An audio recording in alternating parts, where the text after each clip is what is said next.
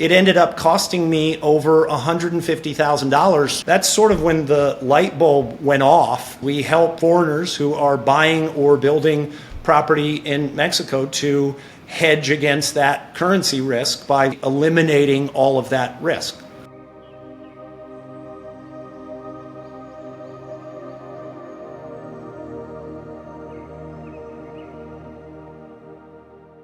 I am so excited to have this fresh new episode of Vallarta Real to share with you, our loyal viewers. Today, we are chatting with an entrepreneur who literally leveled the playing field for investors in Mexico. So, if you've ever struggled with currency conversions on a vacation home, rental property, or multi-unit development in Mexico, this episode is definitely for you. Let's dive right in. Today, we have George Reavis from MexEdge explaining how he solved the pain point of currency exchanges between the Mexican peso, US, and Canadian dollar, and how you can do it too. So, George, most of us traveling to Mexico hit that exchange kiosk at the airport. We exchange our money and we simply move on. What are we doing wrong? It's funny you bring up that one as sort of the first example just of all things currency exchange, because the airport kiosk exchange is literally the absolute worst way that you can convert money. Just on a percentage wise off of the actual spot rate, those airport exchanges or any sort of physical sort of kiosk, sometimes they're charging upwards of 5% with a fee on top of that. So try to avoid that at all costs.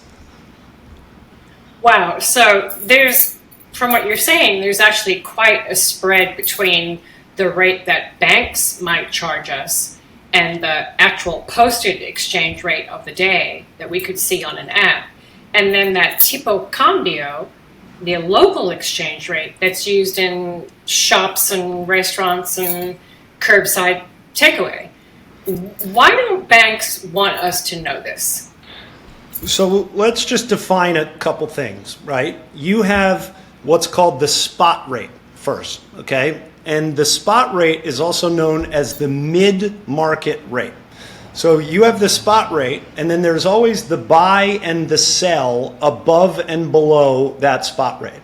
You obviously want to get as close to the spot rate as you possibly can, but you never get the actual spot rate. So when I say a bank is charging you 5% or 2% or 1%, what I'm saying is they're charging you 1% off of that spot rate. So if they're charging you 2% and the peso is at 20, the spot rate is at 20 and they're charging you 2%, that means the rate that they're going to give you is like 19.8 because that's 2% less than 20.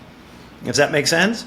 That's right. And it's sometimes even lower if you use your banking app or one of those other, exchange rate apps. You're going to see an exchange rate typically that's much higher than the one that you get at the teller or from any sort of retailer or charge machine. Yeah, and in like a retail place or a restaurant or something like that, you're in Mexico. None of those businesses want to deal with dollars, really. I mean, the peso is the currency of Mexico, right?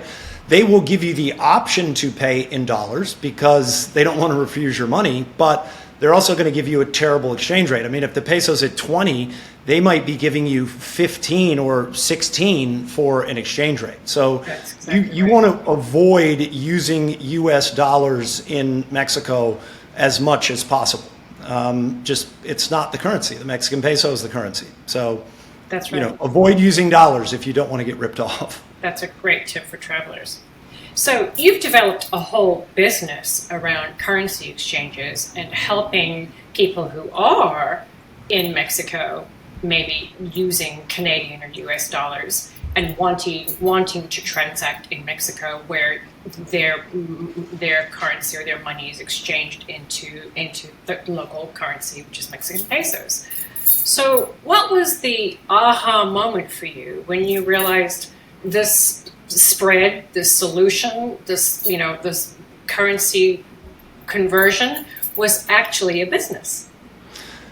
So, great question. And it wasn't so much, well, I mean, it kind of was getting ripped off on exchange rates. I mean, I figured that out quickly, right? And there are definitely easier and cheaper ways to move money, especially when you're moving larger amounts of money for things like real estate transactions, renovating a house, furnishing a house, whatever. There's, some better ways to move it than through your typical bank. But sort of what was really getting at me, even after I figured out the best way to get the best exchange rate, what was really getting to me was the fact that there was so much fluctuation in the currencies, whether that's the US dollar to, the Mexican peso, or the Canadian dollar to the Mexican peso.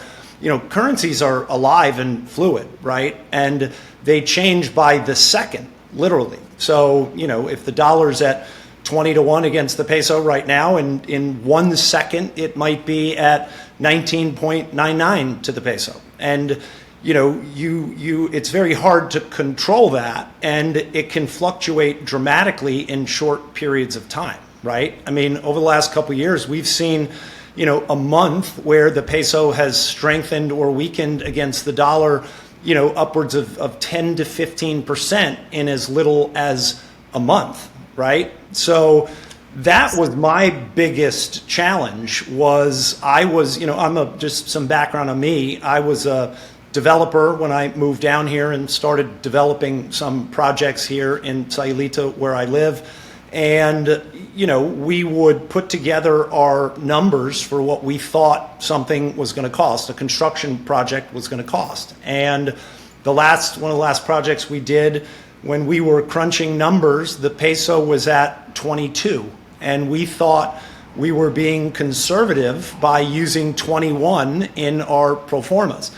We thought that the construction was going to cost us about $1 million. But in the time that it took to build these two houses, the peso went from 22 down to, below 16.5.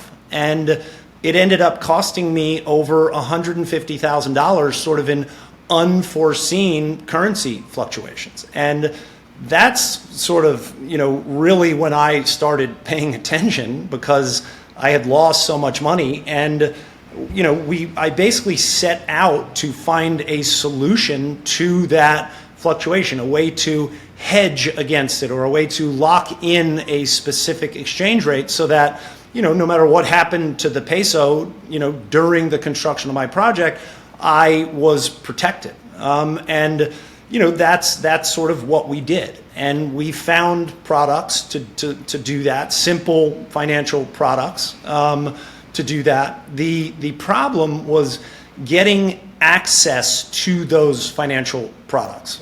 We use a lot of forward contracts, which is just a way to lock in a guaranteed exchange rate for a specific date in the future for a specific amount of pesos. And although they're very simple, getting access to those forward contracts was very difficult as an individual.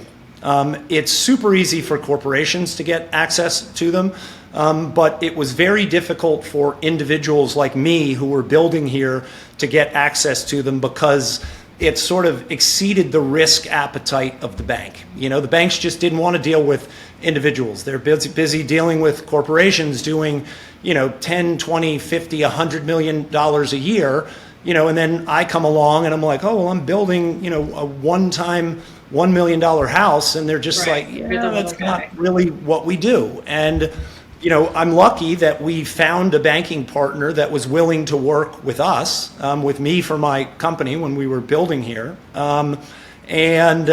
Once they started working with us and I had figured out how to protect myself against these fluctuations, I had a lot of friends in real estate or, that are builders or developers or agents, that would come to me and say, hey, George, I know you figured out how to, hedge against this and protect against currency fluctuation. And can you help me? I'm building a house over here and I want to lock in this rate so I don't get screwed, basically. Or a realtor would say, George, I've got a closing in 3 months, but the buyer's paying in dollars, but the contract's in pesos, and the buyer is so nervous about where the peso is going to be in closing in 3 months that I can't get the deal closed. Can you help me? How did you do this? And that's sort of when the light bulb went off that, wow, this is actually a company.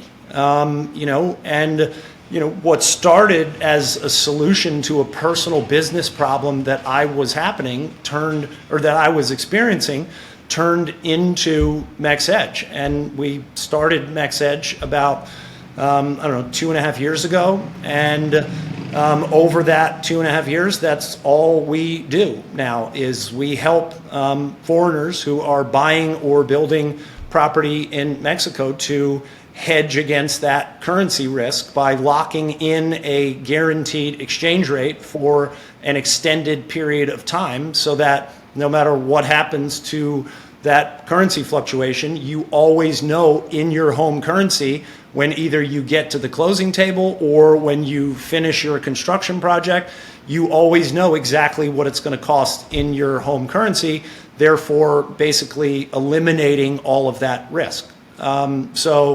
It's been an interesting sort of journey from solving a personal problem to, starting a company. And basically, I never thought at 52 years old I would be involved in a startup. Had you told me that, 5-10 years ago, I would have been like, you're crazy. But that's all I do now, and I love it. I'm a numbers nerd and people person, so I love meeting people and showing them and explaining to them how we can help protect them. So when we were chatting, George, you casually mentioned to me how important it was to forge relationships early on to create this business. And the different banking institutions that now support you is a pretty impressive roster. How do you think these key relationships unlocked your entrepreneurial success?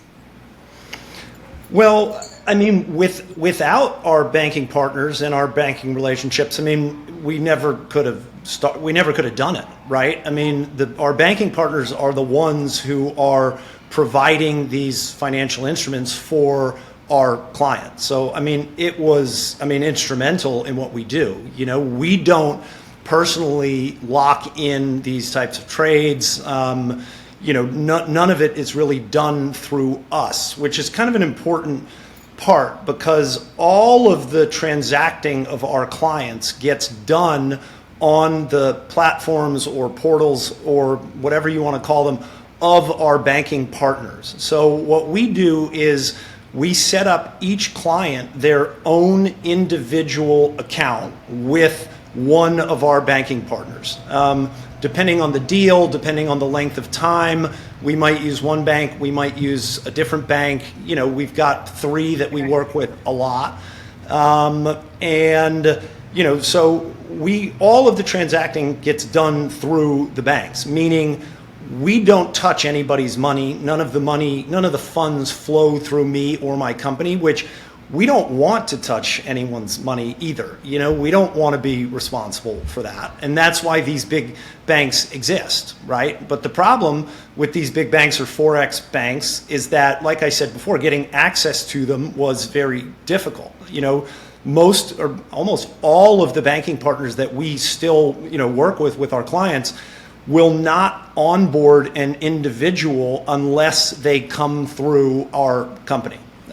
Because they don't want the risk, and because we do such a large volume with these banks, they are willing to then onboard our clients, where typically if the client just called the bank and tried to do it, they wouldn't open an account for them. Also because of that huge volume that we do with the banks, we also have pre-negotiated exchange rates, right? So they're super low. They're institutional level rates that you would never get on whatever, a $500,000 transaction. You would never get that low of a rate. That's Whereas with us, because of those pre-negotiated rates, you're basically, getting the same rate if you were moving $50 million if you're only moving $500,000. So That's incredible. yeah. So I'm sorry. what's a typical transaction look like for MexEdge? What are the projects that you are helping to facilitate and finance? Great question, because there's sort of 4 or 5 different types of clients that we work with.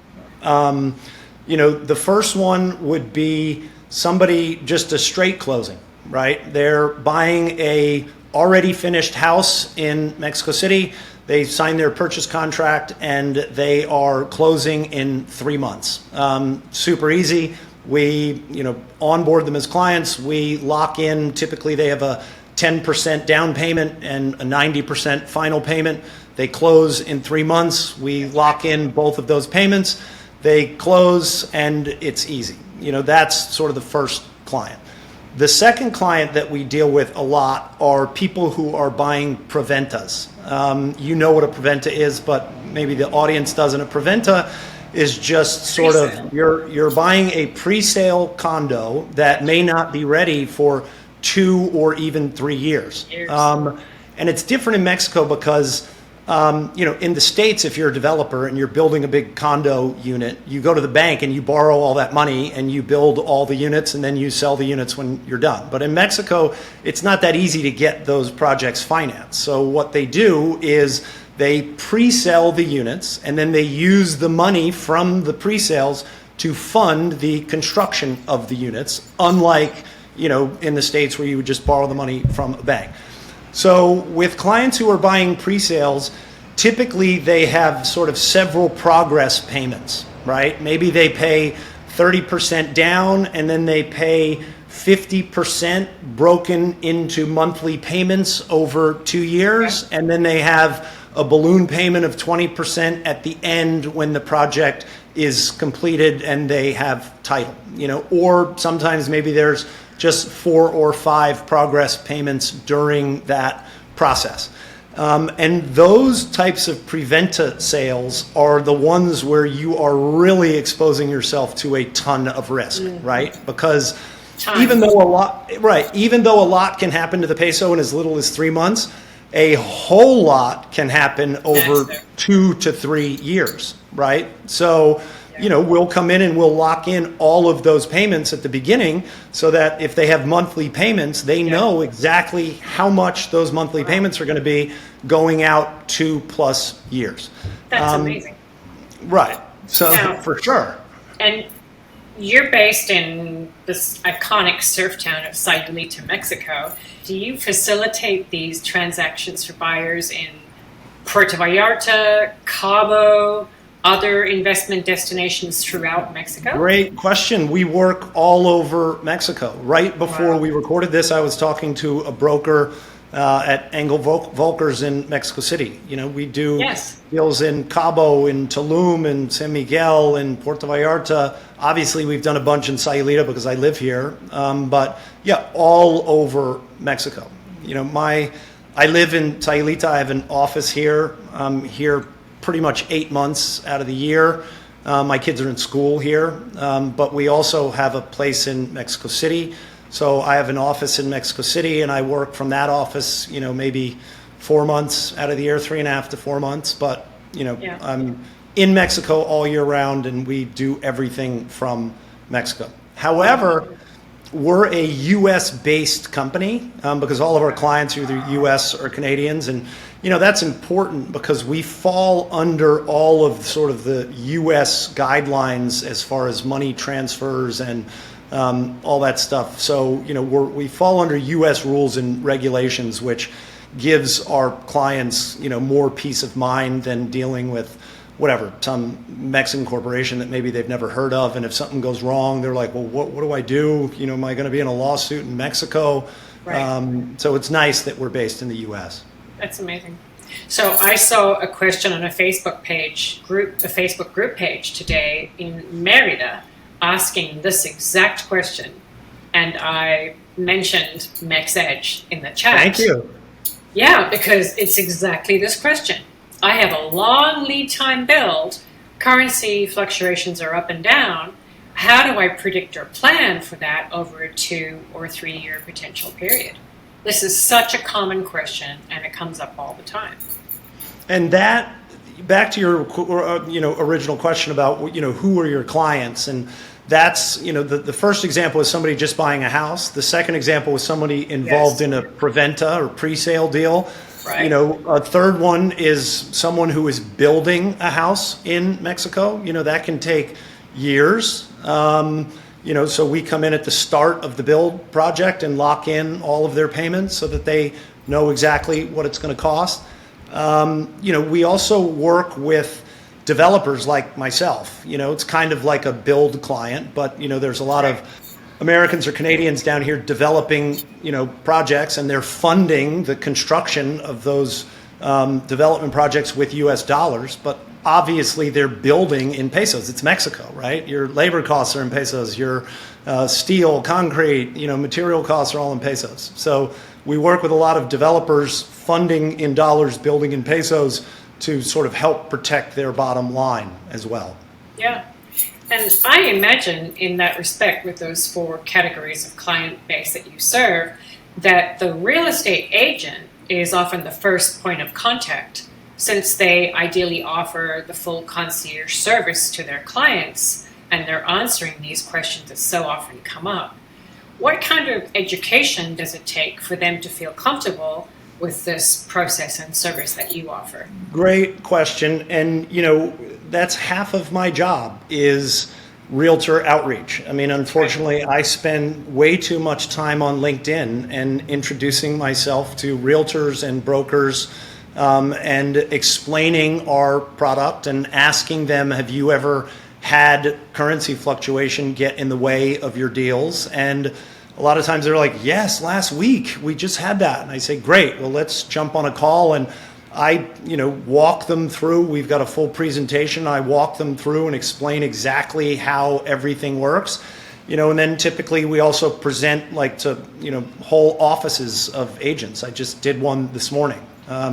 Typically I'll meet one agent, I'll explain it to them, and they're like, wow, you've got to talk to the rest of the team. And we'll schedule a time, and I'll come in after their weekly sales meeting or whatever, and just give them the whole presentation and educate them as much as I can so that they not only understand the product, but that they understand that they've got sort of another tool in their tool belt to help them get these deals closed. Absolutely. So these rates that you offer are way better than a typical Bank of America or Chase or US or Canadian banks posted exchange. Can also businesses, other businesses, a full service luxury rental villa, for example, or a business that's based in a US business that has a division in Mexico. These are, common businesses that fall into our viewers community that move a lot of money to Mexico. Can they potentially use the service and partner with MexEdge as well? Yeah, it's a great question, and we typically, we've certainly done deals smaller, but we typically like to start around the $200,000 mark. Okay. We'll do them for less, especially if it's a realtor and it's the first time they bring us a deal. We want to work with them, and we'll do smaller ones all the time. But it's a lot of work on our part, so we sort of specialize in doing deals over $200,000. But we work, in all over the place. Recently we've been working with, not just in real estate, but with a ton of people in export, import. If you're located in Monterey and you're selling lemons, this is actual true story, and you're selling lemons and you're selling, or not lemons, limes, but you're selling limes and you're selling $1 million of limes a month to the US. Well, you're selling all those limes to the US and you're getting paid in dollars. All those contracts are in dollars, right? Yes. But, if the peso goes from 20 to 16, now for every dollar that you get paid in the States for those limes that you have exported, you're now getting 16 pesos instead of 20 pesos. And it can have a massive effect on your bottom line because all of your production costs, all your shipping to the States costs, everything is in pesos. It's Mexico. That's right. We've recently started working with a lot of exporters to help them. You'd be surprised how few companies are actually hedging against their currency risk. I think this is going to be a huge surprise for a lot of our viewers. So at first I thought you said linens because that's where my head I was saying lemons, but of course there's some massive companies that import hospitality grade linens for all the hotels, luxury villas, and other rental properties throughout Mexico, also some based in Monterrey. And so obviously any kind of volume-based import-export business should be thinking more proactively about exchange rates and should be considering a service like yours. 100%. Yes. So do services like this exist in other parts of Latin and Central America? And are there also key tourist and investment zones where, other exchange services are attempting to solve the same problem? Yes and no. Obviously, this service exists on a corporate level all over the world. All over the world. But as far as hedging specifically against real estate stuff, whether that's closing or build or preventa, we're basically the only company in Mexico that is onboarding individuals for one-time deals to help them with that. So yes, that service, these hedging products are available all over the world, just not to individuals. That's sort of what we solved, basically. But now, we can onboard individuals, but now we work with a lot of corporations too.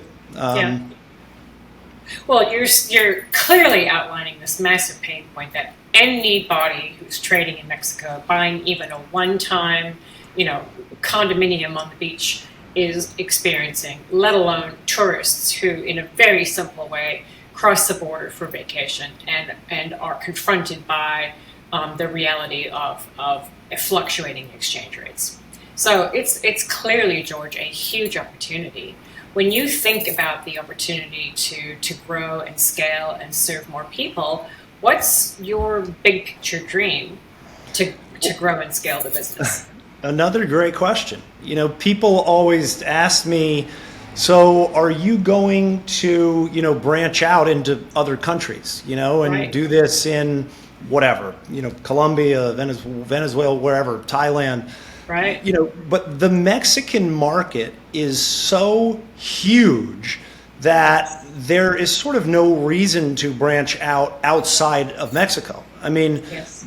just the real estate industry. I mean, there are billions and billions of dollars annually being, spent buying properties by foreigners in Mexico alone. Billions. So until we sort of saturated that market and had the full, market share of all of Mexico, there's kind of no reason for us to go anywhere else. And I don't think that will ever happen. If so, I'd retire. Plenty of opportunity. Well, some people thought you had retired. And as a full-time resident of the iconic surf town of Sayulita, which is now your hometown and backyard, how do you maintain that, lofty opportunity to grow and scale with your daily work-life balance and living in a sandy beach town? It's not easy. There's so many outside influences sort of pulling you away from work, whether surf or tequila or friends. I was just talking about this on my last call. So many friends come to visit and, I'm working 60 hours a week. Right. So they come and they're on vacation and they think I'm on vacation and can go out and party with them all week. I can't, I'm here. But, I also have twin 12-year-olds that are in school here. So, that's a handful. I'm up at 5:45 in the morning and have to take them to the bus to go into PV for school. And, then I come to the office and then they get out of school, back into Sayulita, and they've got to go to jiu-jitsu and soccer and, whatever else. So, there's not enough hours in the day sometimes, but That's right. I live here for a reason, right? And I do try to, take that time for myself. I surf a lot. So after I drop my kids off at the bus at 6:45, it's right when the sun's coming up. I usually bring my surfboard and I'll go down to, the main break in Sayulita and surf for 45 minutes or an hour, race home, eat a quick breakfast, and be in the office by 8:30 or 9. It's an amazing lifestyle.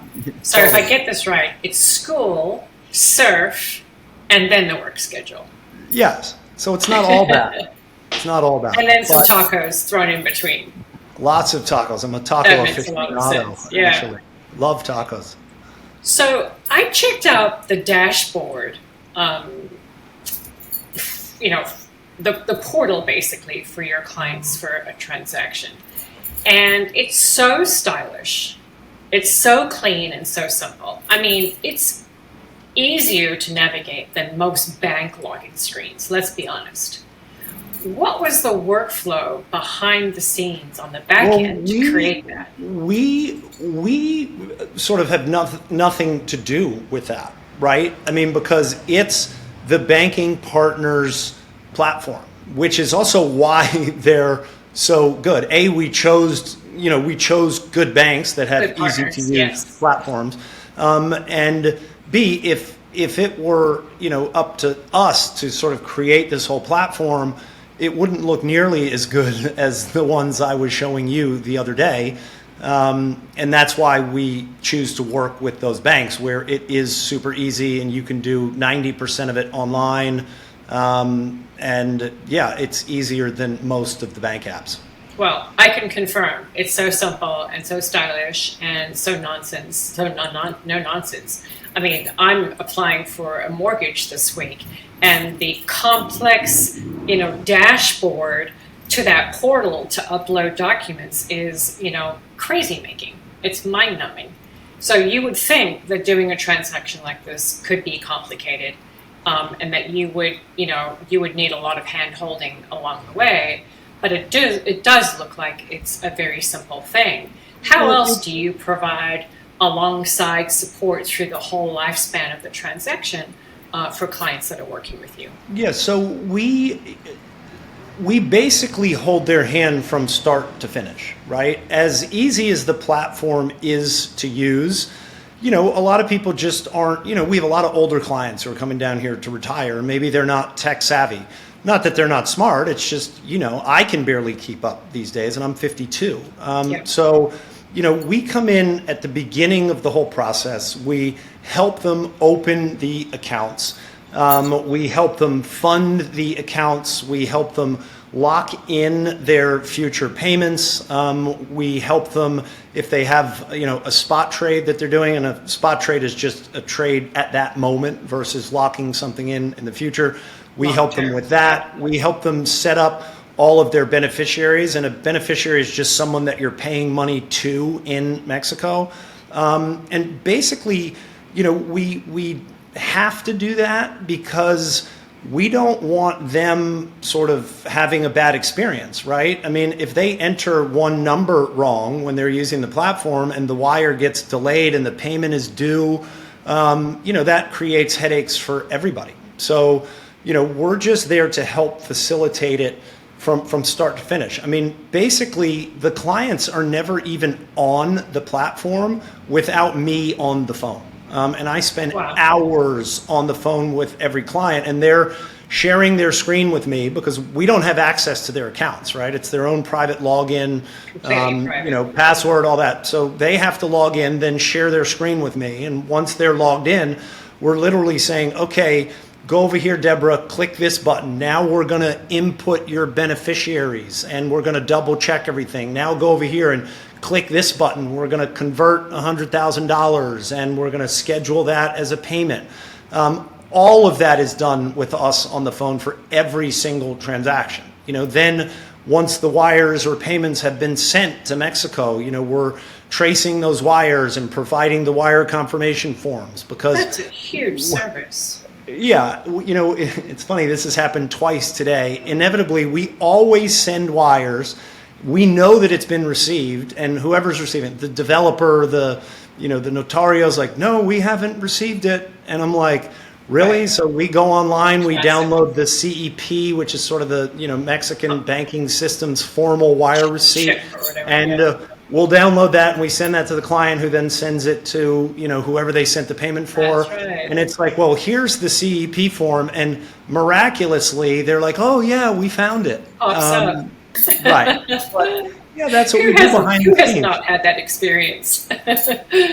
Oh, totally. But that's what we do behind the scenes because that's an incredible support structure that you're offering, in addition to an amazing solution for just about anyone who's ever set foot in Mexico. We talked about this the other day, is when we started the company, we were doing it to hedge between either the Canadian dollar, the euro, the peso, or the American dollar to the peso, right? And it was all peso centric. But yes. As you know, there are a ton of markets in Mexico that are heavily dollarized markets, right? Like San Miguel is one, Cabo is one. Most of those transactions there are sold in dollars, and somebody's taking a currency risk, but it's usually the seller. But they're being sold in dollars. Well, recently we've been working with a lot of Canadian clients who are buying something in Mexico, but they're buying it in US dollars. And not in pesos, but in US dollars. Wow. And we've been working with them. Involved. Right. Well, we've been working with them to hedge between the Canadian dollar and the US dollar, not even the peso, because there's been so much, fluctuation between the Canadian dollar and the US dollar that even though they're buying in Mexico and they're buying in dollars, they want to hedge that risk, because in Canadian dollars, if the US dollar strengthens or weakens, it could cost them a lot of money. So I didn't really foresee that when we started. I thought it was going to be all peso transactions, but now we've been working with a lot of, Canadians or whatever, Europeans who are buying in dollars to help them as well. Wow. So literally you are now leveling the currency playing field across all of the currencies. We're trying. I mean, we have some limitations. The limitations are we cannot onboard Mexican individuals unless they are a resident outside of Mexico. They don't necessarily have to have a U.S. passport, but they have to have their residency outside of Mexico. Sure. So that's one person we can't work with. But yeah, in general, we can work with pretty much anyone, and it's been super cool. I mean, some of the last clients we worked with, I worked with a German couple that were buying a condo in Guadalajara, and we were hedging between. They actually had pounds, even though they were German. They had pounds, and we were hedging between the British pound and the Mexican peso.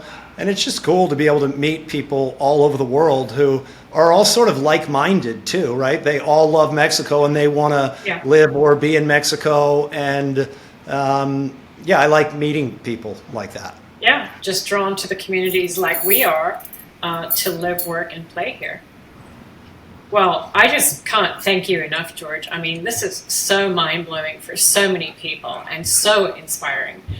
You're obviously a total math geek. Yet, totally. You're so stylish and you have so much energy.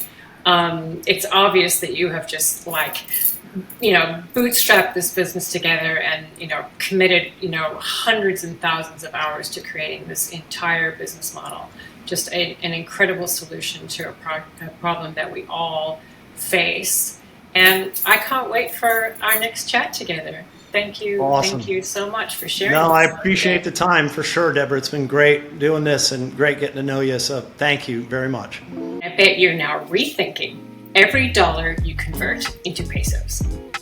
So if this service could help you, hit the show notes below for more info.